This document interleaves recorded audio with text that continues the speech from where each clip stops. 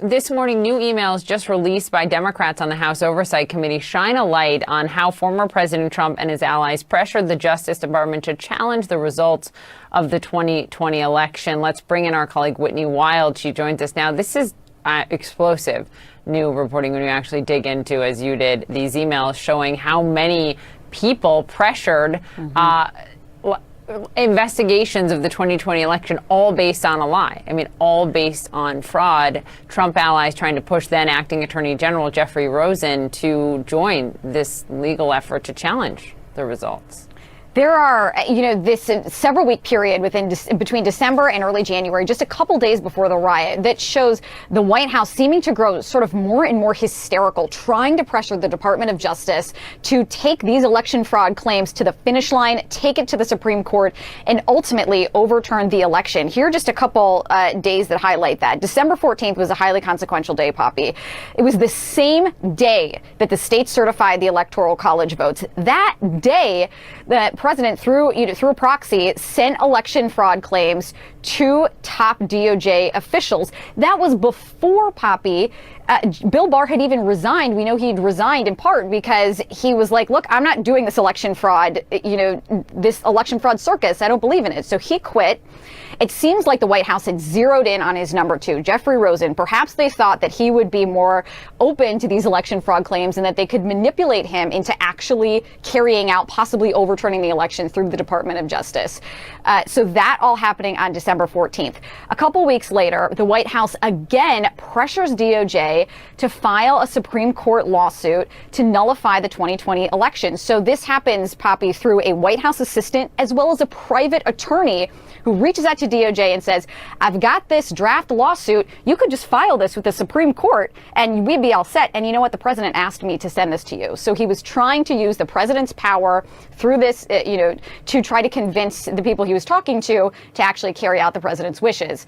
This happened multiple times, Poppy. December 31st, the president meets with Jeffrey Rosen and other DOJ officials. On January 1st, Chief of Staff Mark Meadows emails then acting Attorney General Jeffrey Rosen 3 times to try to convince him to look into these election fraud claims. It went on and on and on, Poppy, eventually culminating in this January 3rd meeting where acting Attorney General Jeffrey Rosen and another man named Jeffrey Clark go to the White House, and they basically both have this apprentice-style meeting where they're trying to pitch themselves as acting Attorney General. This man, Jeffrey Clark, Poppy, goes into the president and basically says, I can take the election fraud claims to the finish line.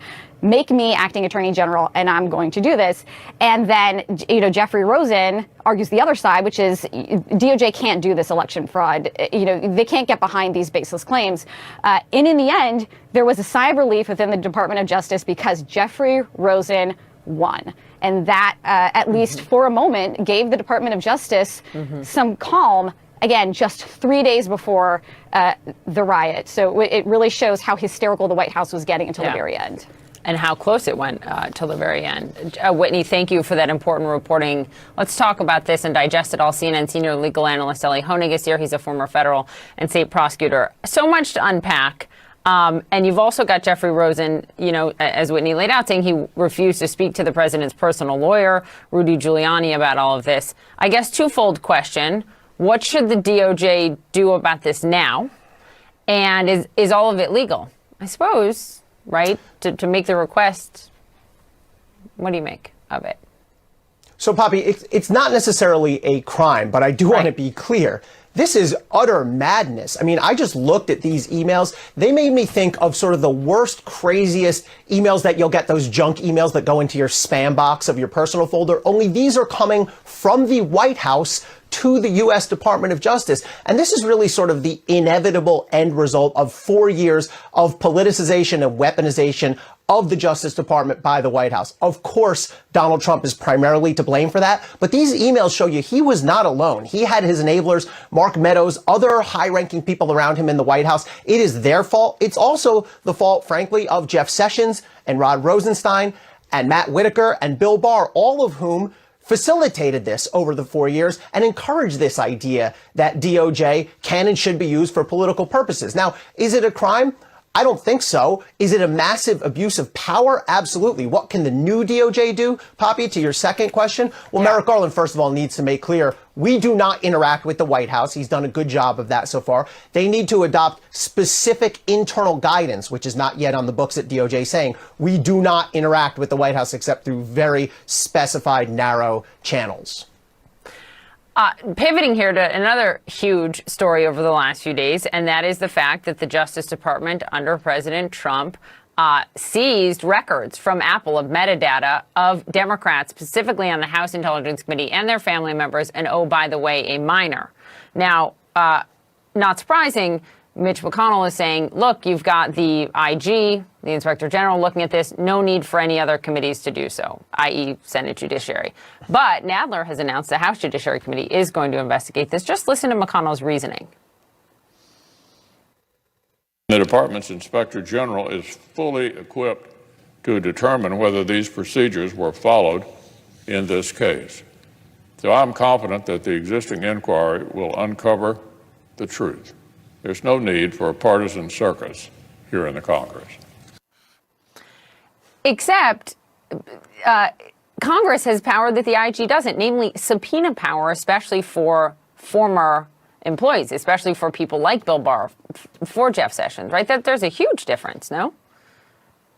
Exactly. That is a cop-out by Mitch McConnell right there, because he knows full well that the Justice Department Inspector General cannot compel people to testify, meaning they will likely not get testimony from the people I mentioned before, Jeff Sessions, Rod Rosenstein, Bill Barr. Congress needs to pick this up. Congress has a job to do here. Now, it's trickier in the Senate because Senate rules say that you need bipartisan support for a subpoena. You would need a Republican to go along with this. I will note Senator Ben Sasse is part of the Senate Judiciary Committee. If he flips over and joins with Democrats, they can get it done. But really, I'm looking at the House here because the House does not have that requirement. They don't need any Republican support. Jerry Nadler was ineffective, however, in following up on the Mueller report. He got almost nothing done. Took way, way too long. So Nadler has to play hardball here. He has to serve subpoenas, and if Barr or Sessions defy them, he needs to go to court immediately. Elliot, let me just switch gears once again and just ask you, there is a growing momentum among some Democrats who would like to see Justice Stephen Breyer retire at the end of this term, so in a few weeks. He's 82 years old, and they want to ensure, given what Mitch McConnell said in the last 24 hours about the Senate not moving if they retake the Senate to have a confirmation hearing for Biden's next pick, they want to ensure against that. What are your thoughts on that this morning? Generally speaking, Poppy, I don't like it when politicians of either party, Democrats or Republicans, treat and view members of the Supreme Court as members of their team. It's not supposed to be that way. Stephen Breyer is not part of the Democratic team. He's not supposed to be. However, the reality is if Democrats want to get their nominee through, take Mitch McConnell at his word. He will not put somebody through if he controls the Senate in the year 2024. So if Democrats want to replace that spot, they better hope that Justice Breyer retires soon. Ellie Honig, thank you. Good to have you. Jim. Thanks, Poppy.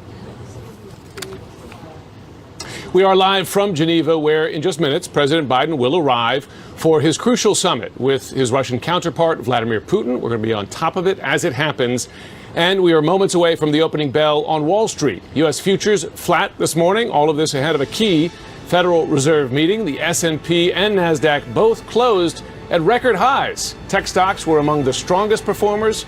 We're going to monitor all of it. Please stay with us. Before the Bell, brought to you by...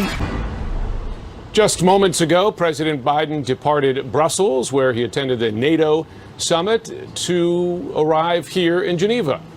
In the next hour, this for his much-anticipated summit face-to-face meeting, the first as Commander-in-Chief, with Vladimir Putin tomorrow. Joining me now, Evelyn Farkas. She's a former Deputy Assistant Secretary of Defense for Russia, Ukraine, and Eurasia. She's also a senior fellow at the Atlantic Council. Evelyn, good to have you on this morning. Lots of expectations management deliberately by the Biden administration in advance of this. They are not telegraphing any enormous compromises here. What then constitutes success for President Biden in this meeting with Putin?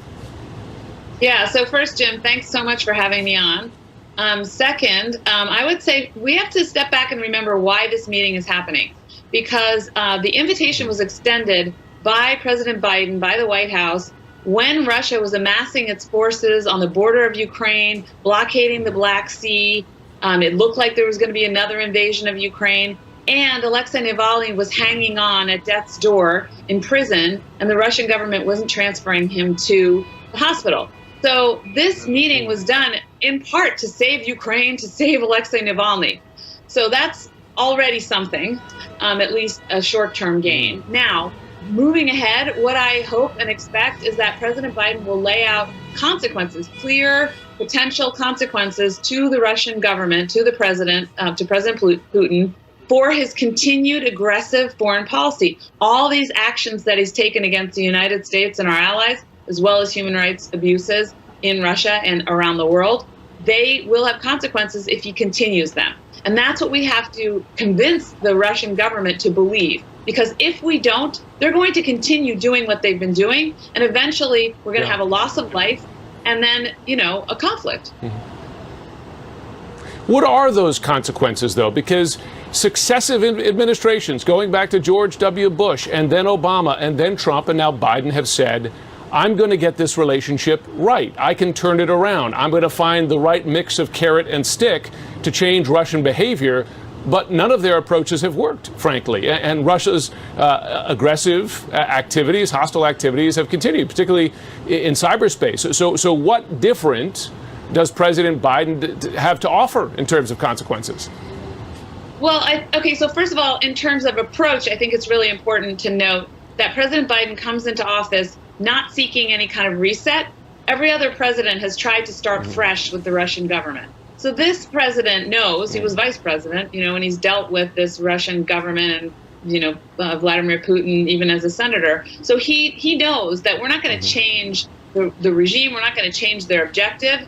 We would like to temper their behavior. We'd like to change their behavior. And the consequences, there's a whole range of things we can do. Just taking sanctions alone, Jim, the sanctions that we have put on Russia are very targeted. If you compare them side by side with the sanctions we have on Iran or North Korea, they pale in comparison. Yeah. There's a lot of room there to ratchet up. So that's just one area.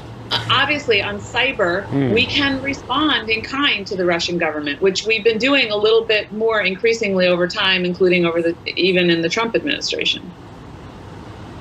You mentioned the reset. Of course, as I remember, it was in Geneva that Hillary Clinton, as Secretary of State, handed Sergei Lavrov, still foreign minister, that reset button to sort of demonstrate that change. Of course, the reset did not happen in the Obama administration, nor really in the Trump administration. So when we look at this meeting, as they meet tomorrow, how important is the message simply from Biden that I am not Trump, that I will not have a Helsinki moment and take Putin's word over the word of U.S. intelligence agencies on Russian election interference, for instance? How substantive is that? Because Putin's a tough character. He doesn't listen to words much, does he? He looks at actions. That is correct. I think the best that President Biden can do is telegraph that he is full of resolve. That his government is resolved to respond if the Russians continue. That there will be consequences. Look, they have ratcheted up the sanctions. They did this actually before the summit, before the agreement for the summit, in order to show the Russians that they were serious. They took some actions that had been considered under previous administrations and also by Congress and not enacted. So they have been showing increasing resolve, but clearly Putin is going to be watching to see what the real actions are, and undoubtedly he will test us after this summit. Absolutely. That's what he does. He always tests, pokes for weaknesses, sees how far he can go with consequences. Evelyn Farkas, thanks so much for joining us. We're going to have a lot to discuss in the coming days. Thank you, Jim. Well, ahead, a stark warning from the FBI. Followers of the conspiracy group QAnon could become more violent. The FBI warns lawmakers so-called digital soldiers may seek to harm, among others, Democrats. We'll have those details ahead. Welcome back. A startling warning from the FBI that says QAnon conspiracy theorists may be emboldened to carry out physical acts of violence. This warning is part of an unclassified FBI threat assessment. It was sent to lawmakers late last week, and this comes as Attorney General Merrick Garland is expected to announce a new strategy nationally on combating domestic terrorism. Let's go to Evan Perez. He's following all of this. Evan, you've got this, which is, terrifying when you read the details and what they say could happen, coupled with the announcement from Garland coming today. Right. Garland's going to be speaking at about 11 a.m., which is going to lay out this new domestic violent extremist policy that the Biden administration has been working on, Poppy. And one of the things that we saw from January 6th is that in the days and the weeks leading up to the insurrection, there were people who made clear that they had violent intentions. And the FBI didn't really know what to do with this. The Capitol Police certainly had some of this intelligence, and they didn't know what to do with this. And so that's one of the things that they're trying to address here. And one of the things that the administration is laying out is what they're calling 4 pillars. One of them is to share domestic terrorist related information with the federal, state, and local officials. Another one is to prevent domestic terrorism, recruitment, mobilization to violence, disrupt and deter domestic terrorism activity, and to confront some of the long-term contributors to some of this. And look, the issue here is that there's a lot of things that people say online, certainly in the domestic setting, that is protected free speech. And that's one of the things the FBI had trouble with in trying to discern what was protected free speech and what were people making their intentions known. The other problem, Poppy, is that we had a lot of the disinformation that was fomenting this and that was feeding this was coming from the top, from the president and people around him. And that's something that I think the Justice Department will always struggle to do when certainly your chief disinformation officer is the president of the United States, in this case, the former president of the United States. So I think this new policy is going to help try to make some of this information more shareable. But in the end, there's no new domestic terrorism law that's being put into place here. So there's still going to be a lot of struggle to confront this issue. So much struggle, especially when they're confronting a big lie that so many people believe because it's coming, namely, as you said, from the former president. Well, Evan, thank you for that reporting very much at the Justice Department. Sure. Next hour, House Homeland Security Chairman Benny Thompson, along with other committee chairs, are going to speak with House Speaker Nancy Pelosi. They're expected to discuss a way to move forward with investigating the January 6th Capitol riot. Our Lauren Fox is on Capitol Hill with more. Lauren, walk us through what the options are, because I just read Pelosi just said something like, "I'll let you know when I decide."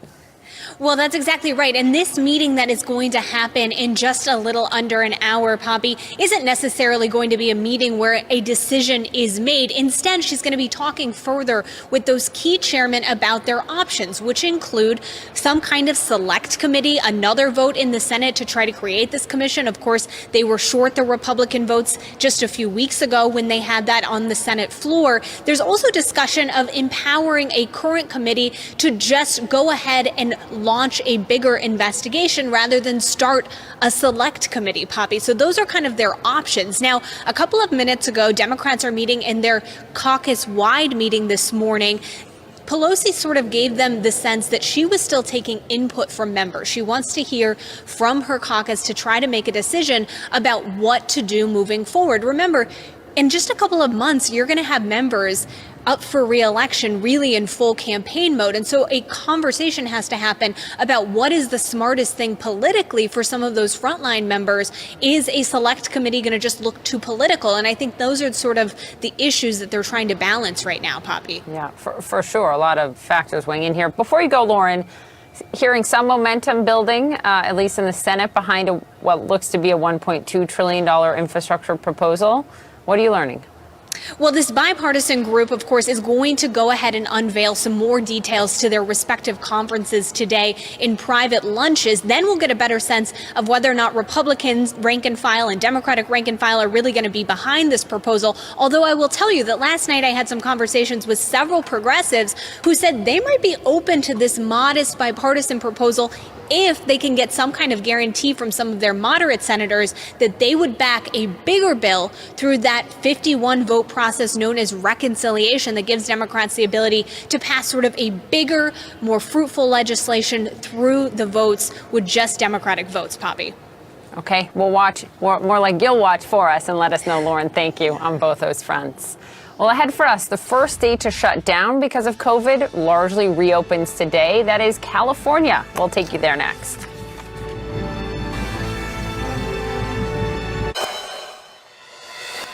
Welcome back. After becoming the first state to shut down because of the pandemic, California is largely reopening today. It means most restrictions like capacity limits, social distancing, mask requirements will end for those fully vaccinated. Dan Simon is in San Francisco this morning. Good morning, Dan. Most, not all restrictions going away. What stays?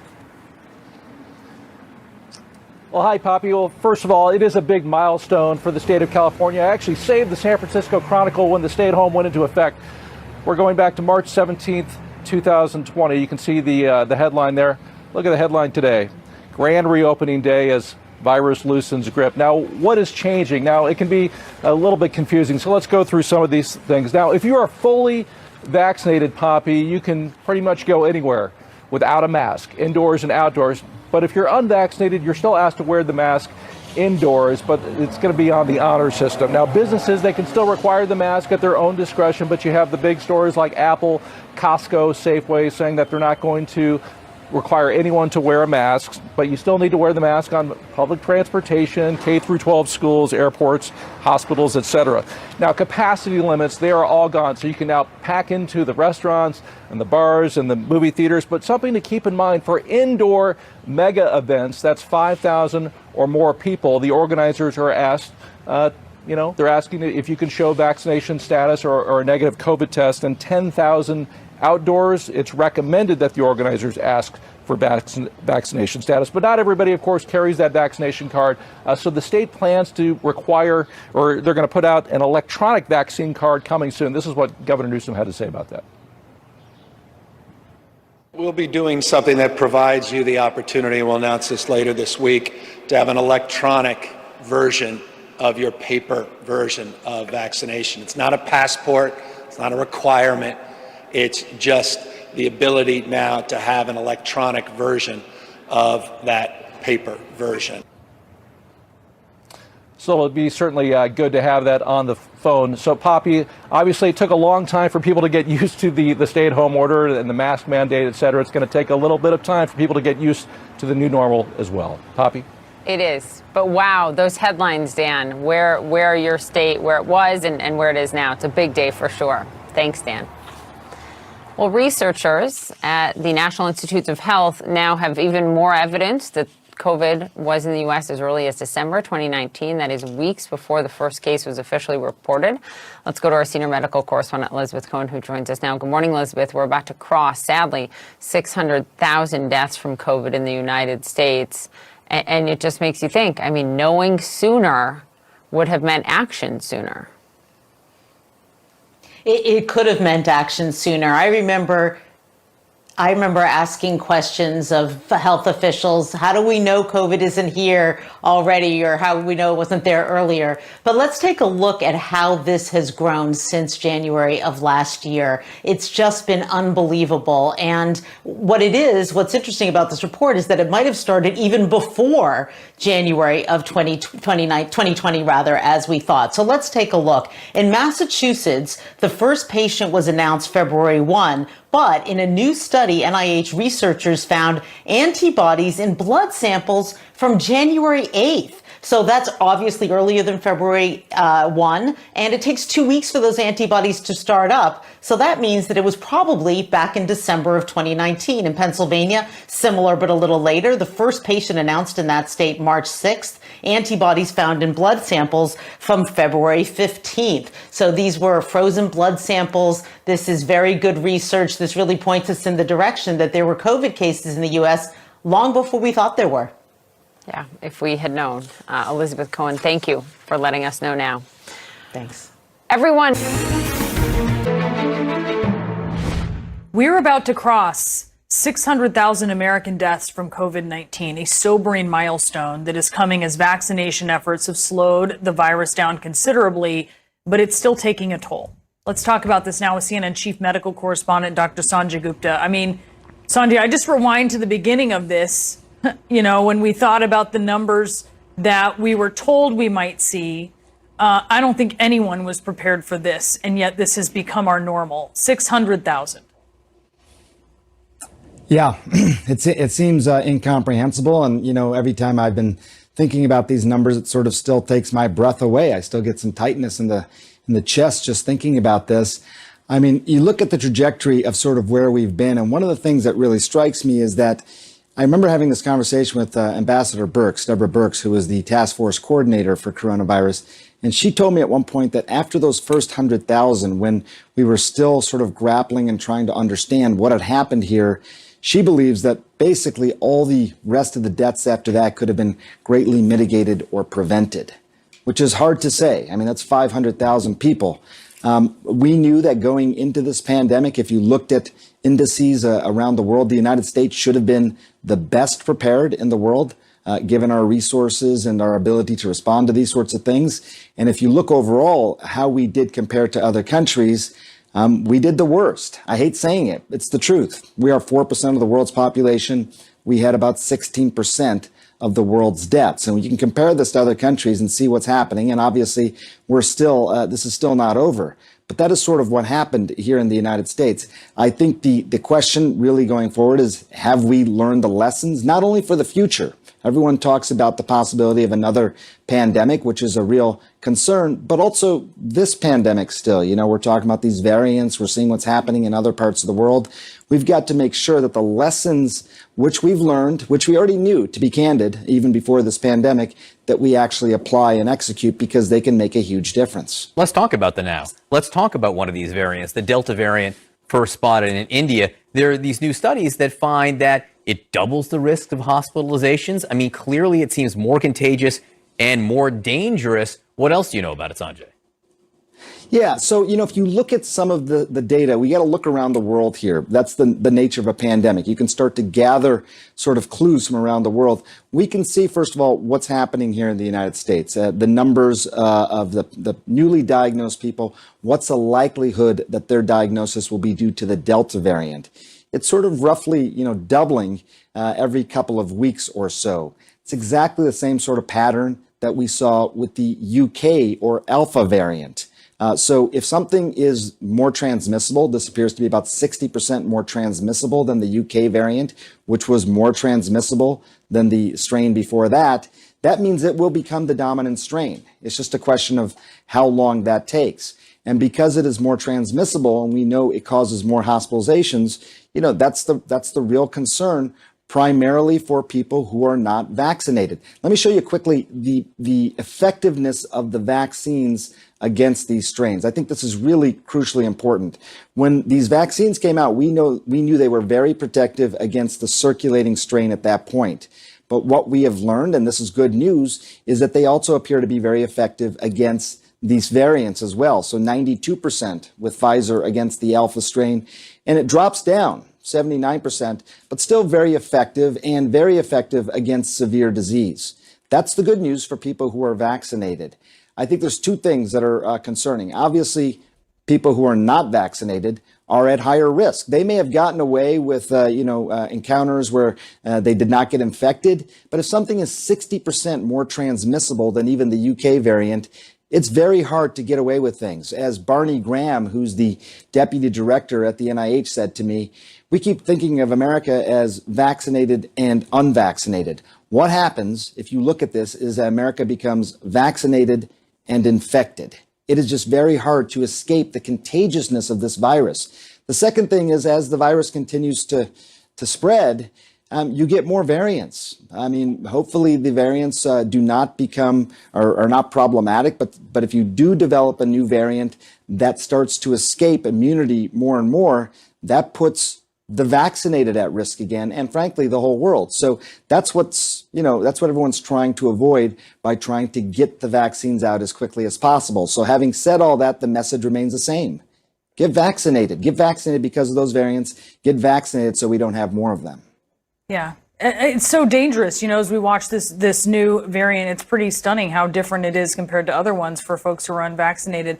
I do want to talk to you about our Christiane Amanpour, Sanjay, who I think I can say our CNN family is standing firmly behind her today, giving her all the strength that we can as she made the following statement on our air about being diagnosed. Central American nation is backsliding to autocracy, with the Biden administration indicating it won't put up with that in this hemisphere. John Avlon with a reality check.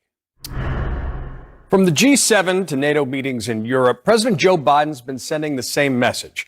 Democracies must stand up to autocracies. It's the defining challenge of our time. But the slide of democracy towards autocracy can be seen in our own hemisphere as well. And among the most urgent examples is Nicaragua, where Daniel Ortega's Sandinistas have arrested 13 opposition leaders ahead of this November's election, leaving him virtually unopposed for a fourth consecutive term. Now, the Biden administration slammed new sanctions on key members of the regime, including Ortega's daughter, with the State Department tweeting that arrests should resolve any remaining doubts about Ortega's credentials as a dictator. But Ortega's evolution to autocratic thug has been a long time coming. In 2018, police and paramilitary groups killed hundreds of protesters, according to human rights groups. During the pandemic, Ortega echoed populist virus denial, refusing to accept social distancing, proclaiming the pandemic a sign from God and saying that his country had been largely unaffected. But there were reports of COVID deaths being suppressed, hidden with express burials of the dead of night. And Ortega's government called these reports fake news. So yes, Ortega and his rusing Socialist Sandinista Party have become authoritarians. But the seeds were there long ago, even when they were celebrated by some on the left after pushing out the cruel and corrupt Somoza regime in 1979. This misplaced sympathy accelerated after the Reagan administration funded the anti-communist Contra guerrillas, raising the old specter of Yankee imperialism. The Sandinistas drew praise from the then mayor of Burlington, Vermont, a guy named Bernie Sanders. And long before he was mayor of New York, Bill de Blasio traveled to Nicaragua on a pro-Sandinista volunteer mission, defending them as late as 1990 when he told the New York Times they gave a new definition to democracy. Not so much. But a lot of folks were drawn in, including the greatest punk rock band of all time, The Clash, which titled its arguably worst album, Sandinista. But that was then, and this is now, and there is no excuse for misty-eyed memories of this dictatorship. Because since Ortega returned to the presidency in 2006, he's used the autocrat's playbook to consolidate power, demonizing the opposition while turning the government into a corrupt family business, with his wife serving as vice president and children controlling the media and major companies. Term limits have been overturned, the judiciary turned into a partisan tool, journalists jailed, international election observers restricted as paramilitary groups patrol the streets in pickup trucks, acting as regime enforcers. The flag of the Sandinista Party flies at the border, while the national flag has been criminalized, and opponents are deemed enemies of the state. Now, the Biden administration increasingly talks tough, and action over Ortega's vicious power grab is a step in the right direction, because putting human rights back at the heart of U.S. foreign policy means confronting autocrats, especially in our part of the world. Cracking down on corruption, a core Biden foreign policy goal, can also put new pressure on these self-enriching, phony populist regimes. And by taking a harder line against the Ortegas and their patrons in Venezuela, the Biden administration could also help silence the socialist slurs that proved so effective in swinging Hispanic communities in Florida towards Republicans in the last election. The struggle between democracy and autocracy is the defining fight of our time, and we must be consistently on the side of citizens fighting for basic rights, not